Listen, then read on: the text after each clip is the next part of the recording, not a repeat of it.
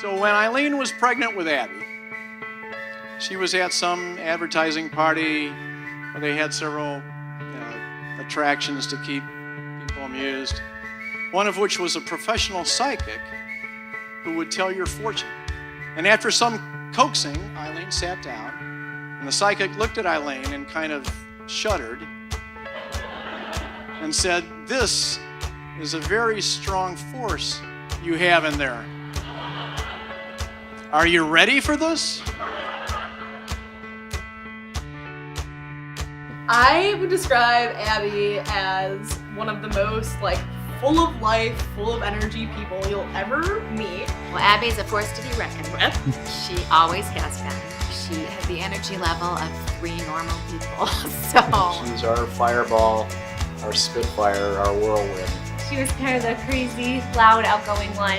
Abby's the kind of person that once you've met Abby one time, you won't forget having met Abby. I'm born and raised in Chicago. Brad's born and raised in Dodge City, Kansas. 35,000 people versus I don't know how many million people live in Chicago. Yeah, kind of different, you know? City gal, country boy for sure.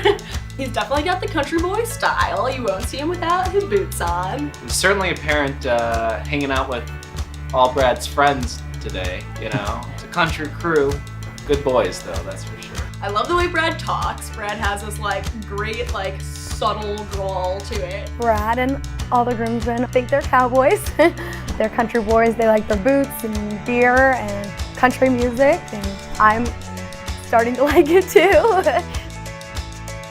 We both went to KU for school, so we actually met freshman year, and his fraternity was down the street from my sorority, and friends for a lot of years, and then senior year we started dating. And we could just tell from the way that she was acting and, the giggliness, and just she was always knowing, I'm gonna go back to Chicago, from the big city and whatnot. And then as time went on, it was she's definitely not going back to Chicago. She's gonna go to Western Kansas, and this is something that's gonna last a lifetime. We did a long distance relationship for 3 years, and we'd travel here, or I'd travel here. She would travel to Dodge. We'd travel to different places, Minnesota, different trips and stuff. I did long distance for a while, and then I packed up and moved to Dodge City. I'm a Kansas girl now, so. It's probably a little bit of culture shock for her, but I think she's adapted nicely. Brad coached her up before she got down to Dodge. I think, what did he say? He said, you can't be flipping everyone the bird as you drive through town, because there's only 200 people here, so that's going to get out pretty quickly. It's a little bit like the TV show Green Acres, where she has her Michigan Avenue job, and now she's out in Western Kansas in a totally different, but just as beautiful place. And I'm sure it was a culture shock for her at first, but it's the place she wants to be.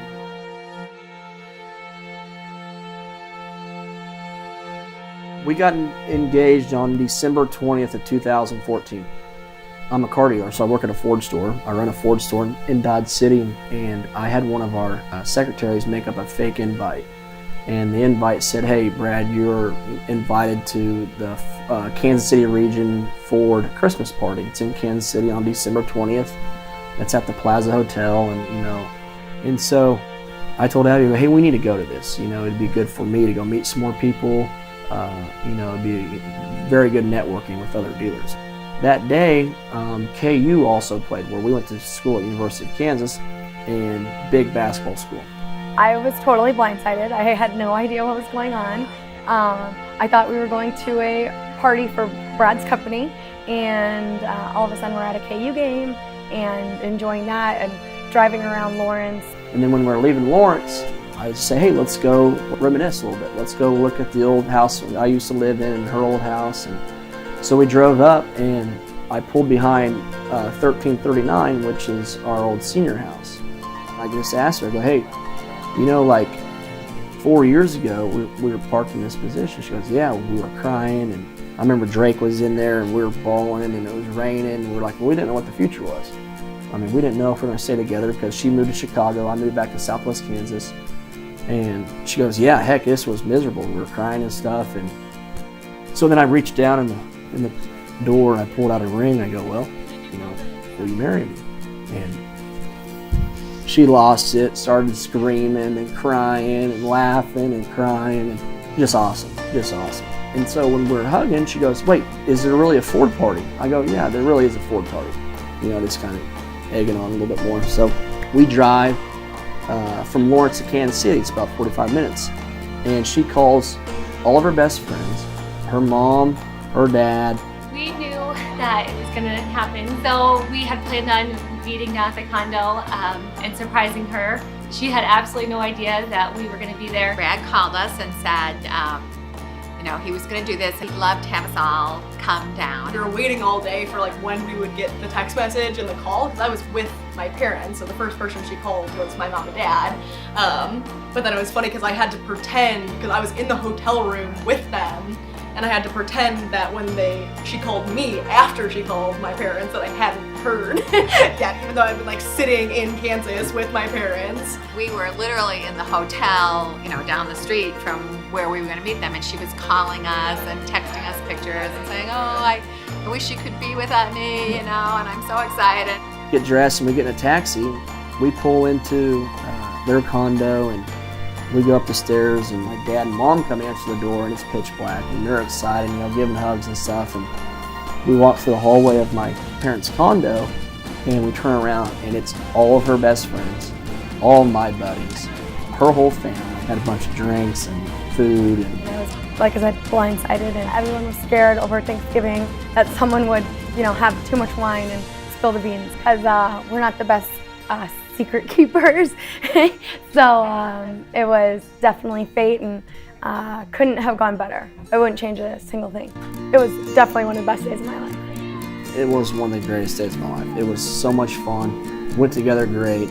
I pulled it off. It was pretty impressive. I was impressed with myself. That's a freaking proposal story. That, you want a proposal story? We got it. Babe, today is the day. I can't believe it's finally here. I love you so much, and I can't wait for the fun to begin.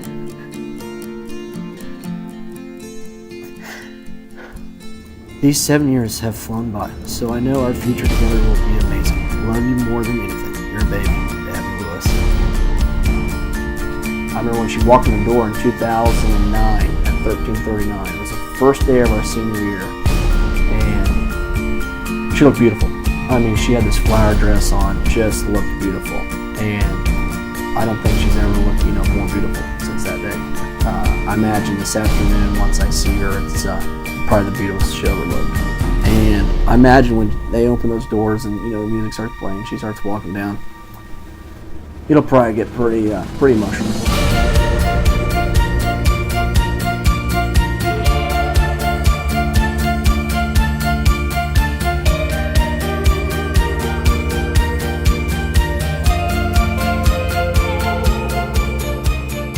I'm hoping everybody in these front rows know who the Beatles were.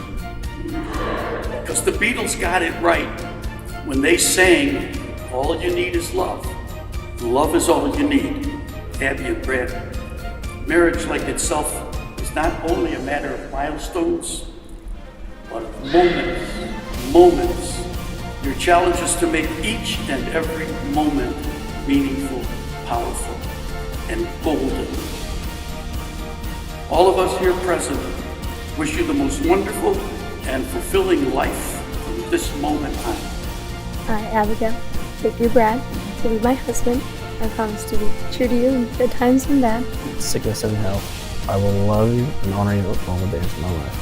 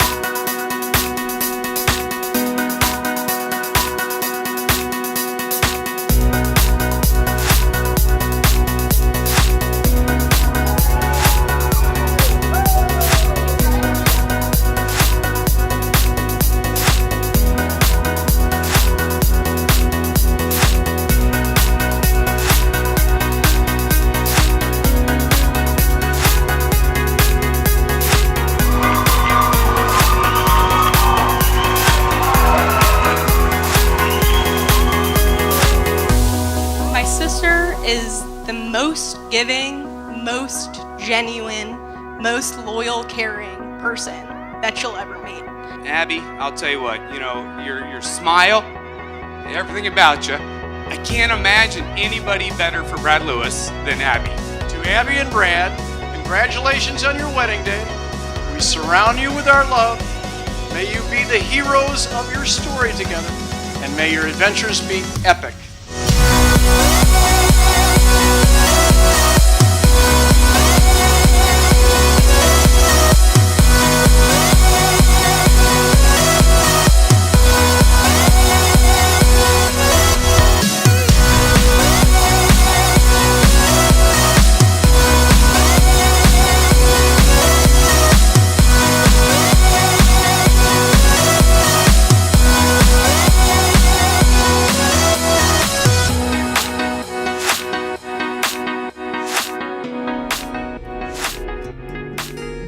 I'm lucky to be married to Abby because she's beautiful, she's a hard worker.